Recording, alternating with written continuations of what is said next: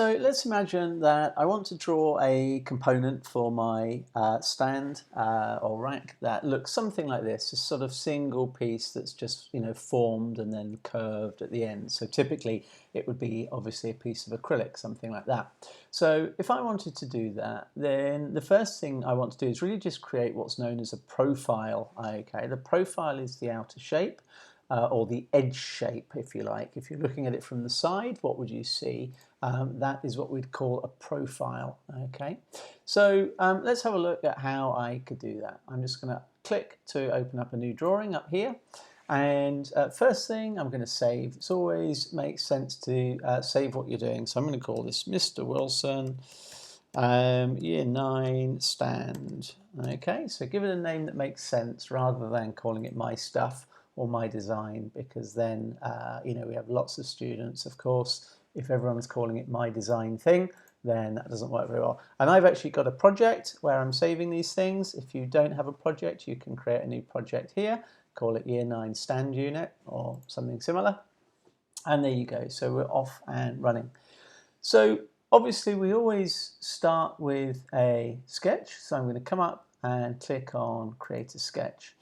And then it's not vital, but it's sometimes helpful just to think about where you're positioning things. So do I want to draw this in a top view? Do I want to draw it from the front, or do I want to draw it from the right? Well, because it's the side that I'm drawing, I'm going to choose to draw it from the right here. Okay, so let's do that. And if I look up at my view cube, you can see now I'm drawing it on the right hand side. So I'm going to just put in a line to give me the length of my backrest. Okay.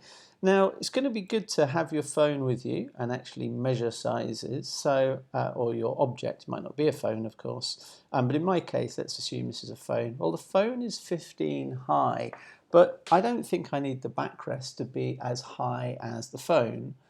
So I'm going to go for 100. Sorry, my phone is 150 millimeters. Okay, so I'm going to make the backrest 100 millimeters. For the angle, I'm just going to press my tab to jump across to the angle here. And I think that an angle of about 70 degrees works pretty well for something like this. So I've got a line that's 100 and it's an angle of 70. If I don't want to see these dimension lines here, I can just turn those off by toggling there. Okay, sometimes people get a bit confused by having the dimension lines there, but it's better to turn them off than to delete them. Okay, then I want to have a line down at the bottom here. And the most important thing for the line here is I want it to be at right angles to the first line. So as you see, as I move that, there's a little blue square tells me when that's a right angle line. The thickness of my phone is about 8 millimeters, including the case. So I'm going to make it a little bit more, just in case I change my phone and the next phone is a bit thicker or the case is a bit thicker. So I'm going to add a bit more, and I'm going to make that 12 millimeters. Okay. Now, because I was aiming for symmetry on my phone, I'm going to do the same at the top. I'm going to click on my backrest. I'm going to come here and I'm going to check I've got that little blue right angle line, and I'm going to make that 12 as well. Okay. And then the final thing is I want a tiny little upstand on my phone at the bottom here. So I don't want it just to be able to slide off the end. I want to have something that's going to prevent it. So I'm going to take a small line and I'm just going to make sure that it's vertical. So you can see this is showing as being 90 degrees to the horizontal. In other words, it's vertical. And the length of that, I don't think it needs to be that much. So I'm just going to go for 5 on there. Okay.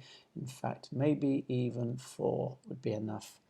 And then I'm going to click that in place. And then just the same as with the other one, I'm going to do the same at the top to make that symmetrical. So it's coming down 90 degrees, it's 4 long, and I click that in place.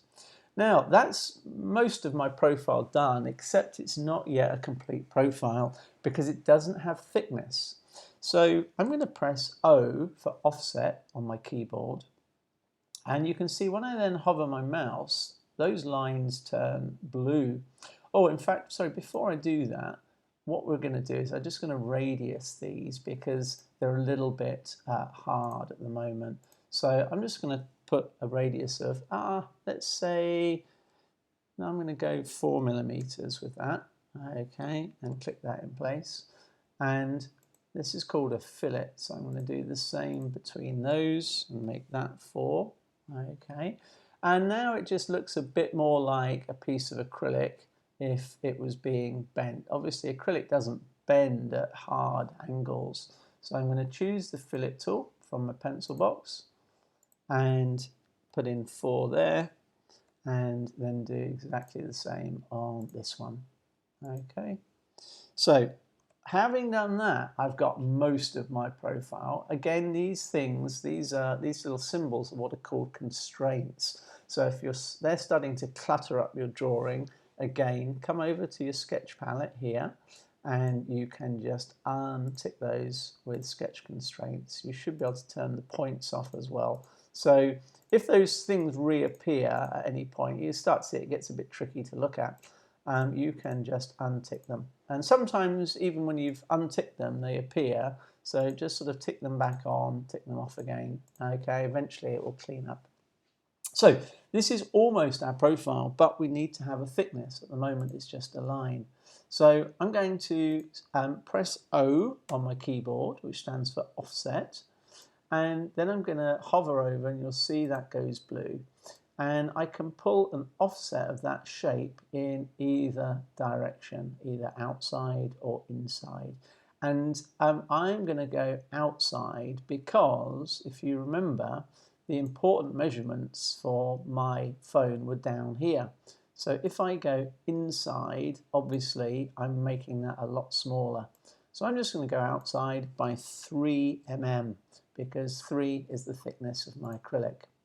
And the final thing is we've got 2 openings here and down at the opposite end. And if you have an opening, imagine that water could leak out of it because it's not sealed. Then if it's not sealed, you can't extrude, which is the next thing we want to do. So that's our profile.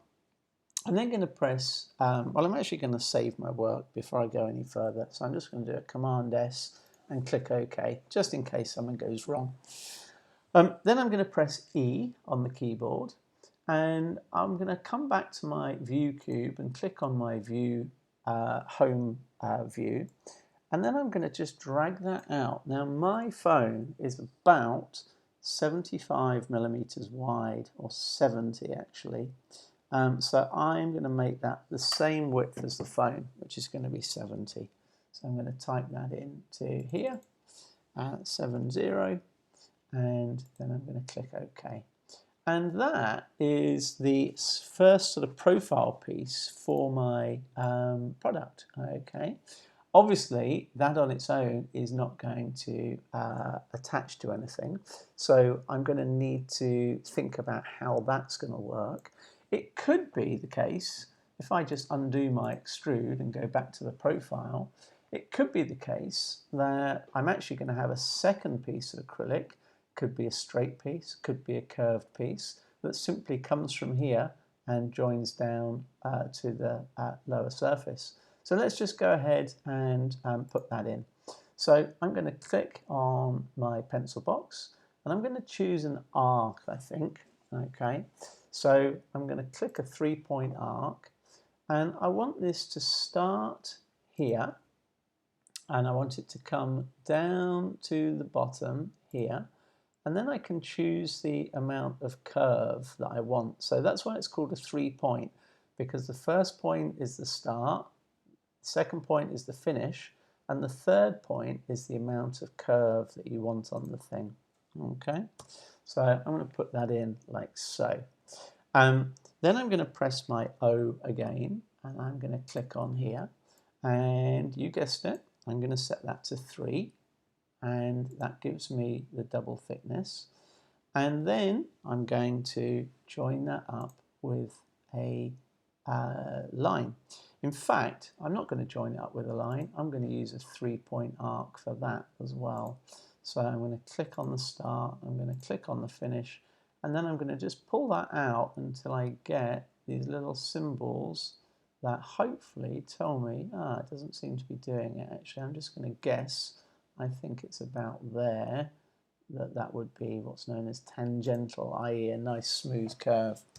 Okay, so that's my curve piece there, but you'll notice that it hasn't gone blue. Well, the reason it hasn't gone blue, if we look up here, we've got a tiny little gap. That's not yet a fully sealed profile.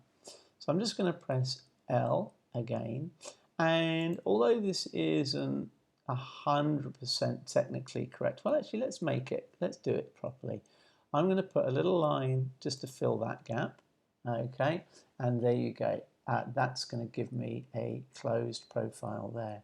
So what I'm hoping that I'm going to be able to do is I'm going to be able to extrude one or the other of these. Why do I want to be able to do one or the other? Because I don't want to extrude them as a solid mass. They would actually be two different objects, okay?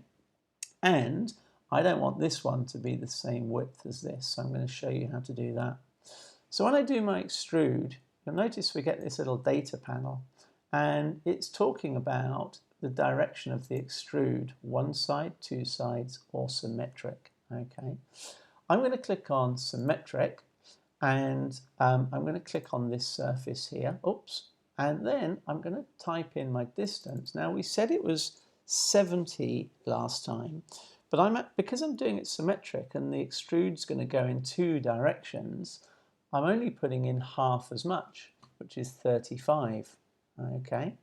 And I'm going to just come to here where it says the operation. So this is all my controls over my extrude, and I can call that a new component, okay? And that's really useful later on to have things saved as components. Now, as soon as I do that, you can see that the other part has vanished. Well, it's vanished because as soon as you create an extrusion, it automatically turns the sketches off for you. So you need to come into your sketches and turn this little eye. There's this little eye here which is grayed out. Now I can click E for extrude. I can check that one. I'm going to go for a symmetric extrusion again, but this time I'm going to make it less. I don't want it to go all the way out to the edges, okay? So I'm going to choose this as being 25 in either direction. And you'll notice that this is jump to join. It thinks it's helping you by saying, oh, well, if you've got two pieces that join, you probably want to do a join operation. No, I actually want to do a new component operation, okay? And then I'm going to click OK there. I can turn my sketch off because I don't really need that to be visible all the time, only when I want to carry out an operation on it. And there you go. That would be how I could use a profile and an extrude to create an object. Okay. All right, let's have a look at something else.